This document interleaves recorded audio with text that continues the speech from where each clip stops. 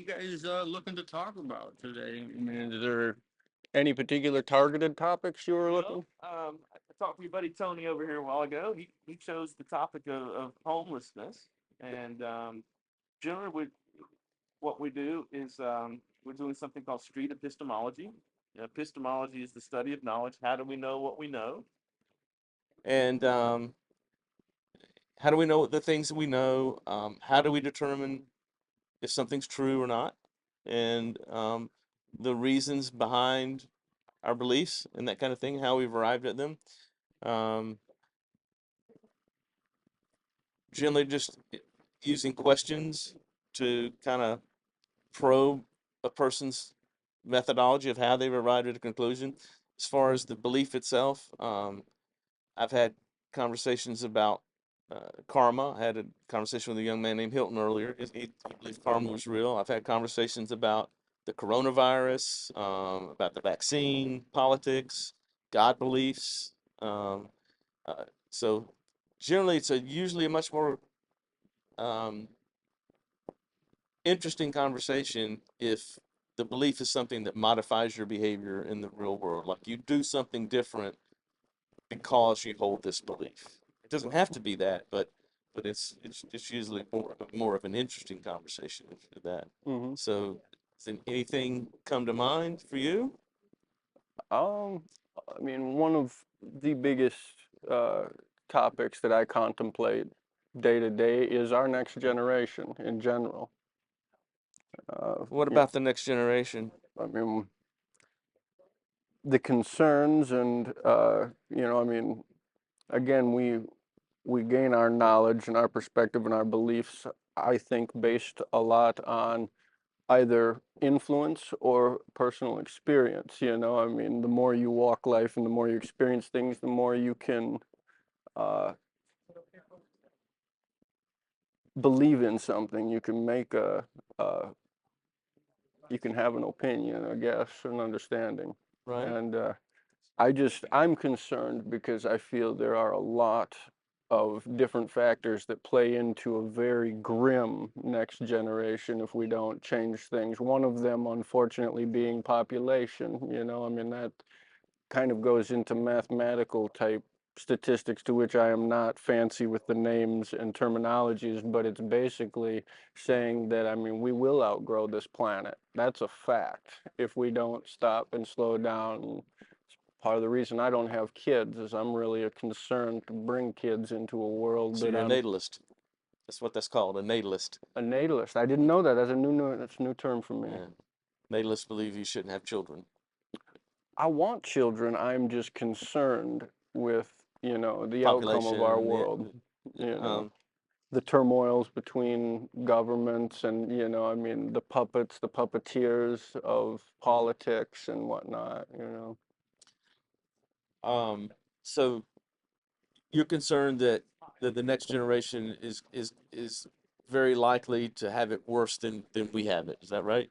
Yeah, I mean, if we don't all set aside the differences, quit being divided and conquered by things like elections every 4 years and whatever's going on across the world, and I don't trust everything I watch on Fox News or this and that, and so it's just, yeah, I mean, that was a pretty broad topic to say the next generation. There are a lot of concerns and a lot of things that need to be addressed, but yes, overall, I am Well, you concerned that mentioned they will have elections. I it. mean, that's a pretty, that's a pretty interesting topic. The given the political environment we find ourselves in, uh, and is there anything along those lines maybe that you have a particular belief in or a claim in the political spectrum that maybe we could Sure. could you know Sure. I mean, I don't know if it's intentional or what, but having a new election every 4 years, I think is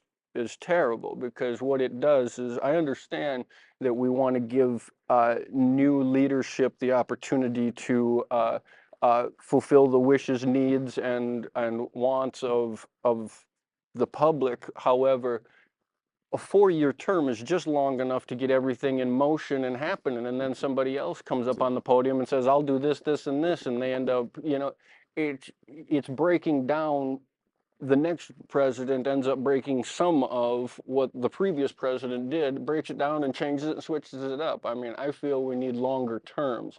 You need to be more, take more seriously, not so much this extreme right wing, extreme left wing. You know, if you're not for us, you're against us. Like I can't even have political conversations with my family because it's like the most stressful, and it shouldn't be like Shouldn't be. that. You know, Well, like if you're a Democrat and my dad's Republican or whatever, I'm just, you know, as an well, this example, this it's this like, this means a conversation. This might be something that you want to look into, and look up, on YouTube. Look up street epistemology, because the whole idea around this conversation technique is you just ask questions. You're not arguing. You're not giving counter arguments or data points. You're just asking the person how they've arrived at that conclusion. Why do they believe what they believe? So, I've had lots of conversations with people on different sides of the political spectrum, and they'll make a claim about, X politician is horrible, or X politician is great, and you just basically, well, why do you believe this? What is it that convinces you that that's the case? And especially like in today's political environment, I mean, there's so much misinformation and disinformation that's out there. I was just having that conversation with Quinlan, who was just here. Um, it makes it very difficult to navigate and know what is real, what's true. Right now we have right, AI. it's scary it frontier it there. is scary. Interesting, but scary. So elections every 4 years, I think is terrible. Do you think there's anything good at all about having an election every 4 years? I mean, only that if the president that was elected serves all these promises and doesn't deliver, then sure, you know. But I feel it should be a longer set term with the ability for the public to, uh, where you would remove them from office, whatever that term is. You know, if they're not doing it right, it's just this is all distraction. I see it more from like a puppeteer standpoint. Politics is all rigged. It's all distractions, for a lot of more subliminal motives from people, perhaps That's in interesting. power. You know, I mean, I consider it perhaps, crossing into conspiracy, but it's like I feel that a lot of politics today is set up exactly the way it is to do what it does, divide and conquer Do you, the American public instead of bringing all of us together. Why have a debate with two candidates? Instead, why not have the two candidates find all of their common ground, support each other in their beliefs, because we are one country and we're not supposed to be representing a division on TV. Because then you start again amongst families. You're going to have one person in the family standing behind this candidate and one behind this, and the next thing you know, I mean, it's a divide and conquer mentality. Really, it should not be like that. You should not be so against the other candidate that it's like causing violence and stuff within your own country. You know, yeah. Do you think there's any of the politicians that are actually in politics that are actually in it for the right reasons? I do not keep up enough on the news and the particular politicians and what they're doing now to give you an educated opinion on that. I don't really. So when you said you think it's designed, that the current politics are designed to be divisive, who who is it, do you think, that has designed it that way? Is it a group of people? Is it one person? Is it Puppeteers, yes. I mean, I guess you puppeteers? could define them in the some category of the elite, The and elite? it really is. I mean, you can trace all. I mean, yeah, the entire infrastructure of our society, not only in America but worldwide, is all tied. It's all tied together. You can. I mean, it's been done. There are a lot of documentaries and different things that show that. I mean, really, all of our advertisements, all of our news channels, all of them are actually all stem to like this, a very limited number of like ultimate superpowers, I mean, So there's an elite group, which you say is or the rich, the powerful, old money. old money, and they've kind of designed a system to keep us divided against each other, Ensure to to ensure that we're ensure divided against each their other. to ensure their yeah, ultimately it's the whole thing with fossil fuels. Elon Musk, I'm all for him. He is introducing the new world ideas, you know, the things that can save this planet. And like he had a hydrogen, an entire section of his Tesla company had a hydrogen. The government come in and shut it down and took all of his research. Now, why would you do that unless you wanted to ensure such things as like fossil fuels, you know, the whole oil industry? It's absolutely ridiculous we're still running on fossil fuels. We have so much other alternative technology that could have excelled far beyond internal combustions if it wasn't about money.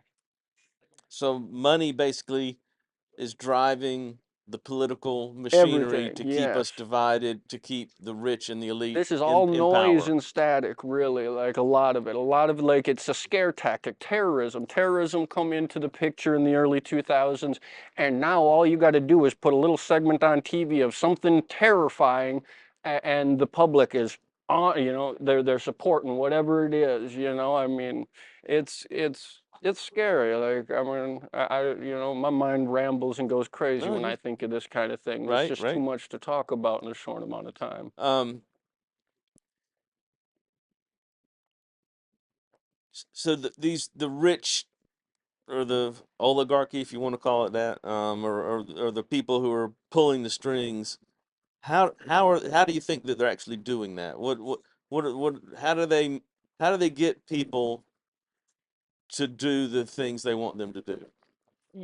I mean, for an example, something of a relation to this is the whole what's going on in Hollywood. Really, that whole, I mean, the rooted dark side of Hollywood and the fact that you can excel and become number one, but you do it by, you know, scratching the other, you know, the big guy's back kind of thing. I mean, it's that same infrastructure. If you want to be in that circle, you have to be a part of what they're doing, you know, in a sense. You know, it's, I So mean, they're people have died for trying to change the way this world works. They end up disappearing because they had an invention. You know, Tesla's renewable energy, that's real. That does exist, and we could run all of our electric shit off it if it wasn't so about money. The electric company would go out of business, you know?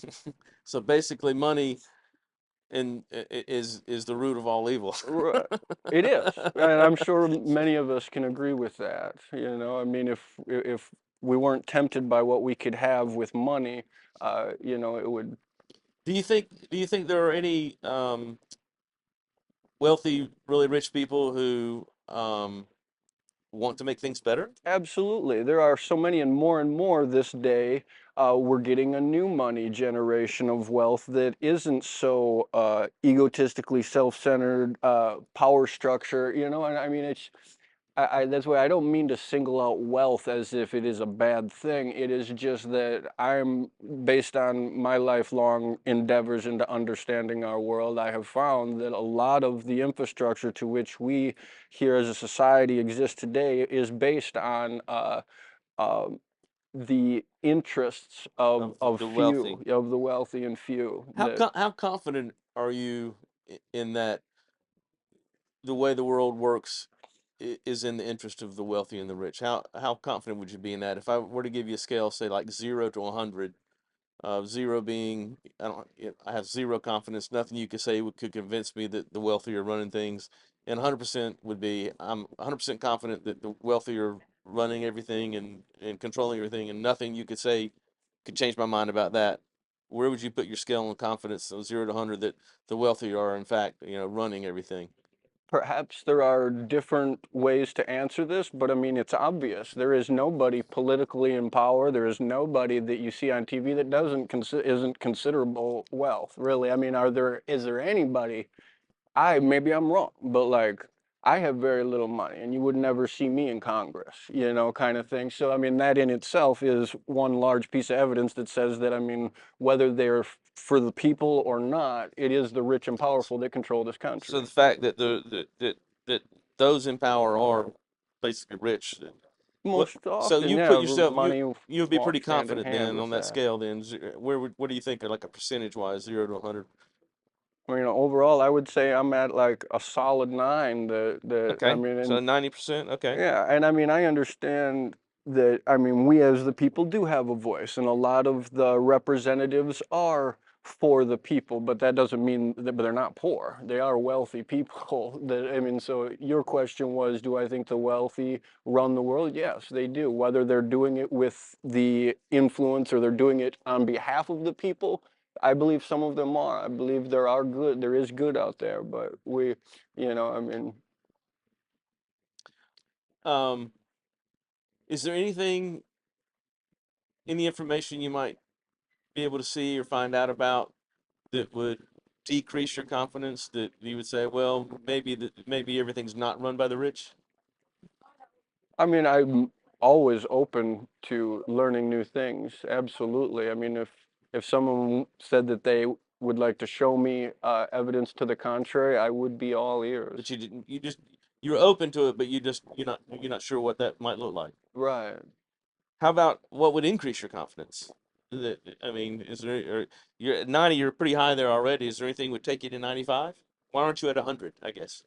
I just don't ever give anything 100%. I couldn't give you 100% that we aren't in some kind of virtual reality. To be honest, I mean, if you wanted to get that deep, so no, nothing's 100%. Right. Okay. So you could be wrong about everything you believe. Yeah, absolutely. So you're fallibilist. That's what that's called. So, Okay. yeah. Two new words today. Yeah, there you go. Um, all right. So you're not at 100% because you know that you could be wrong about just about anything. Right. So for you, is there anything that you could be at 100% about, or At least on that you some, are 100% at? that at least on some level, right here, right now, does define reality. This is real. We live This in is reality. at least some form of reality, whether it is a virtual reality or not. I mean, Still a these reality. five senses do accumulate a very real Seem to work. sense of existence. So I guess I'd give that 100%. Yeah, yeah. I think that's fair. But what would it what kind of information do you think you might be able to come across that would decrease your confidence that this is real? Is it? And again, I guess that someone would have to redefine the term reality to me for me to be not 100% that Sure, this is some this is form some of form of reality. reality. Yeah. I got you. Well, Austin, I've enjoyed the conversation. I don't really have any other questions. You got any questions for me? No, I don't. I appreciate you letting me have a little voice. I mean, it's good Absolutely. that you That's what. guys get out here and you give everybody a chance to do this. I really appreciate Yeah. that. Well, I appreciate you stopping by and talking. Dave, did you have anything you wanted to add? What's the appropriate length of a term? Yeah. I mean, I wouldn't want to say I know an appropriate length, but I would say, 10 years, something of like a 10-year term, again, with the public's ability to go, hey, okay, this is not working for us. They can sign a ballot where they basically want to have a re-election. I feel that, but like a 10-year term with like maybe a 5-year extension. If everything's going great and they come fulfilling all their promises and the economy's looking good, then sure, give them a little bit more time. I would say a 15-year term with like, a re-election at 10 is somewhere in there. Something, at least it gives more time for a representative to actually show their worth. If we changed it to 10 and a lot of time went by and things were basically the same, what would that mean? Well, I mean, if it wasn't terrible, then they wouldn't call for a re-election before 10 years, and at 10 years, then they'd just re-elect somebody new. If it hadn't gotten any worse, but the promises weren't being fulfilled of that particular candidate when he was elected, then after 10 years, I mean, I guess I mean if that change had been made to 10 years hmm and like meta speaking, nothing really changed because of that change that we made from 4 or 8 to 10, okay. what would that mean about?